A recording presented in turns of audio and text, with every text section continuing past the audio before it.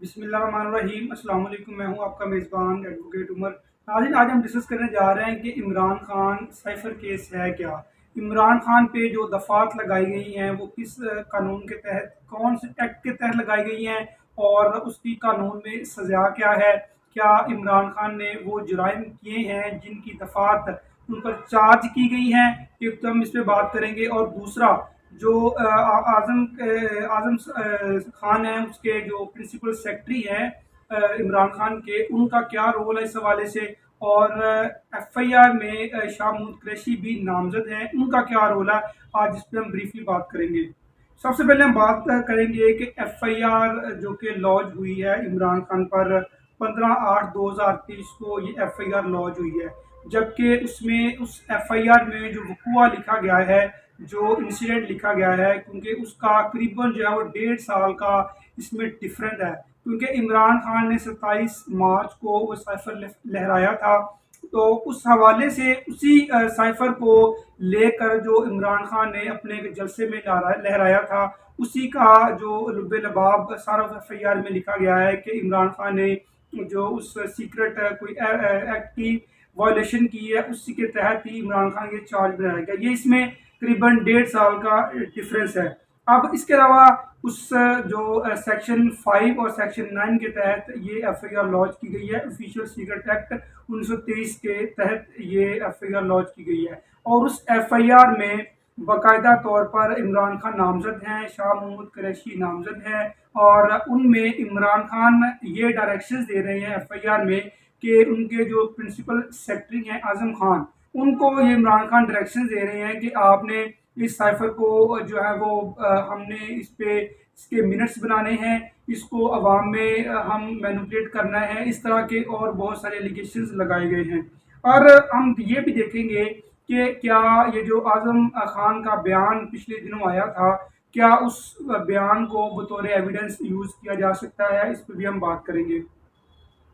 और इसके अलावा ये जो सेक्शन 5 और सेक्शन 9 है, इसमें बेसिकली जो इनके इस इंग्रेडिएंट्स हैं, एक तो सेक्शन 5 डील करता है रॉन्गफुल कम्युनिकेशन, कि आप किसी भी इंफॉर्मेशन का उसका मिसयूज़ करते हैं, उसको पब्लिकली आप डील करते हैं। चूँकि इमरान खान उस वक्त प्राइम मिनिस्टर थे, जो साइफर आया था उसको अगर उन्होंने पब्लिकली उन्होंने अपनी आवाम के सामने, अपनी कौम के सामने डिस्पोज किया, उनको डिस्पोज ऑफ के अलावा उन्होंने उनके सारे फैक्ट्स बताए, तो इसमें ऐसी कोई बड़ी बात नहीं है, क्योंकि वो उस वक्त भी प्राइम मिनिस्टर थे। प्राइम मिनिस्टर एक बहुत बड़ा ओहदा है, और वो अपनी आवाम के सामने, जो कि फॉरेन स्टेट थे, अमेरिका से जो साइफर आया था, उसका जो लुब्बे लबाब है वो इमरान खान ने अगर डिस्क्लोज किया है, तो उसमें कोई भी ऐसी वो चीज़ नहीं है कि प्राइम मिनिस्टर अपनी जो कि फॉरेन स्टेट से आया, क्योंकि प्राइम मिनिस्टर होता ही वो है जो कि अपनी कौम की रिप्रेजेंटेशन कर रहा हो।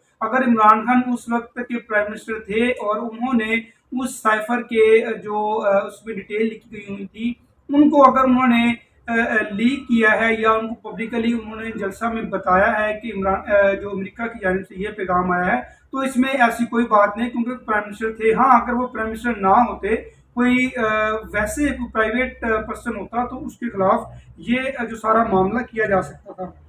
अब इसके अलावा जो उस सेक्शन 5 में ये लिखा गया है कि उस जो सीक्रेट एक्ट डिस्पोज ऑफ किया गया है, उसमें जो पब्लिक इंफॉर्मेशन थी, अगर से उस इंफॉर्मेशन से किसी दुश्मन को फ़ायदा पहुंचता है, तो आप बताया जाए कि क्या जो साइफर केस है, इससे पाकिस्तानी अवाम को फ़ायदा हुआ है, नुकसान हुआ है। इससे तो फ़ायदा हुआ है, और सेक्शन 5 भी इस पे डील नहीं करता। इसमें बाकायदा तौर पर सेक्शन 5 सब सेक्शन बी है और सी में भी प्रॉपर लिखा हुआ है कि अगर आप अपनी स्टेट के खिलाफ कोई काम करते हैं, तो फिर इसमें सेक्शन 5 जो इम्प्लीकेट करता है इस पे। इसके अलावा बाकायदा तौर पर जो लतीफ़ खोसा साहब है, उन्होंने भी इस पे अपनी स्टेटमेंट जारी की थी कि जो सीक्रेट एक्ट है, इसका इतलाक इमरान खान पर नहीं होता। तो इसके अलावा जो सेक्शन इसका सेक्शन 5 का सब सेक्शन सी है, इसके मुताबिक अगर कोई भी अपनी ड्यूटी सर अंजाम से कोताही करेगा, फिर उस पर सेक्शन 5 लगेगा, और इसकी सजा जो है वो 14 साल है। अब इमरान खान ने अपनी ड्यूटी से कोताही नहीं की, बल्कि उन्होंने अपनी ड्यूटी अंजाम दी है, तो आप किस तरह ये कह सकते हैं कि उन पे सेक्शन 5 का चार्ज होगा। अब यही मामला अगर सुप्रीम कोर्ट में जाएगा और ये मामला ऑब्वियसली सुप्रीम कोर्ट में जाएगा।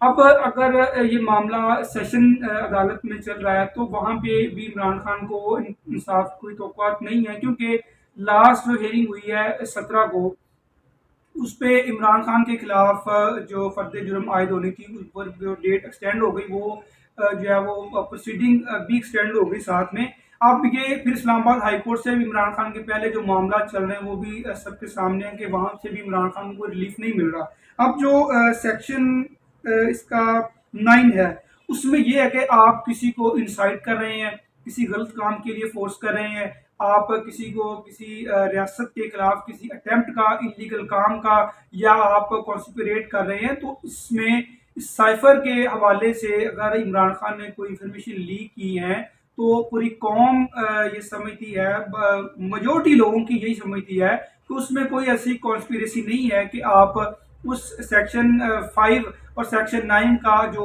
FIR दे।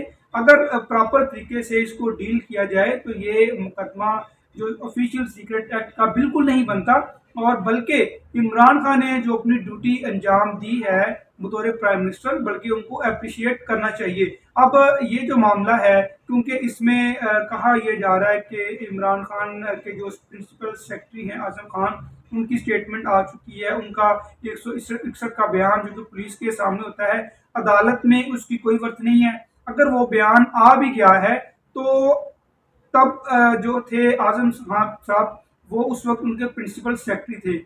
जब वो प्रिंसिपल सेक्रेटरी थे तो इसका मतलब है कि वो भी उस जुर्म में इम्प्लीकेट थे, उनको भी इम्प्लीकेट किया जाना चाहिए। आप उसी बंदे को जो उस साइफर केस में प्रॉपर उसका रोल है, आप उसी से बयान लेके इमरान खान और शाह महमूद कुरैशी को आप उनको इस मामले में घेर रहे हैं, तो इस तरह भी नहीं होगा अगर अदालत देखे। क्योंकि क्रिमिनल लॉ में इस तरह होता है कि कोई भी बंदा अगर किसी ऑफेंस में उनको किसी तरह की हेल्प प्रोवाइड करता है, किसी तरह में इवन के अगर किसी का कत्ल भी हो जाए और जो बंदा उनको असला प्रोवाइड करेगा या असला प्रोवाइड करने के पैसे भी देगा, वो भी जुर्मदार होता है। तो यहाँ पे यही केस है, ये क्रिमिनल बेसिकली कार्रवाई है इमरान खान के खिलाफ। और यहाँ पे फिर जो उनको प्रिंसिपल सेक्रेटरी आजम खान है, उनका बयान जो है उसकी वर्थ भी कोई नहीं है और उनके खिलाफ भी कार्रवाई होनी चाहिए। ये नहीं है कि आप उनके जो प्रिंसिपल सेक्रेटरी हैं उनको आप जो है वो डरा के या किसी भी और तरीके से आप उनको हरास करके अपनी कस्टडी में लेके अगर आप उनसे बयान ले लें इमरान खान के खिलाफ, तो इसकी कानून में कोई वर्थ नहीं है। अब हम देखते हैं कि फर्दर इस मामले में क्या अपडेट सामने आती हैं। क्या इमरान खान को इस FIR में चार्ज किया जाता है, इसकी सजा जो है वो 14 साल इसकी इम्प्रिजनमेंट है। तो अब यही मामला है पूरी कौम के सामने, लोग समझते हैं जो कानून के माहिरीन हैं उनका भी यही मानना है कि जो ऑफिशियल सीक्रेट एक्ट है, एक तो वो सिविलियन पे उसका तलाक नहीं होता, और इसके अलावा ये जो आर्मी ने अपने मामलात के लिए अपने ऑफिशियल्स के लिए उन्होंने ये सीक्रेट एक्ट बनाया हुआ था, जो सिविलियन है उन पे ये एक्ट ट्राई नहीं होता। अगर ये ट्राई एक्ट जिस सेक्शन के तहत ये दफात लगाई गई हैं, जिस सेक्शन के तहत इमरान खान पे FIR हुई है, सेक्शन 5 और सेक्शन 9, वो भी उनके इन जो इंग्रीडियंट्स हैं, उनके जो इसमें डिटेल्स लिखी गई हैं, वो भी इमरान खान पर इतलाक नहीं करती। अब हम देखते हैं कि हमारी अदलिया इस हवाले में क्या स्टैंड लेती है, अदलिया का क्या ओपिनियन सामने आता है। जो भी इसमें डेवलपमेंट होंगी वो फैसला जो भी आएगा उसके साथ मजीद जो भी डेवलपमेंट होंगे आपके साथ शेयर करेंगे। अपना बहुत ख्याल रखिएगा। अल्लाह हाफिज़।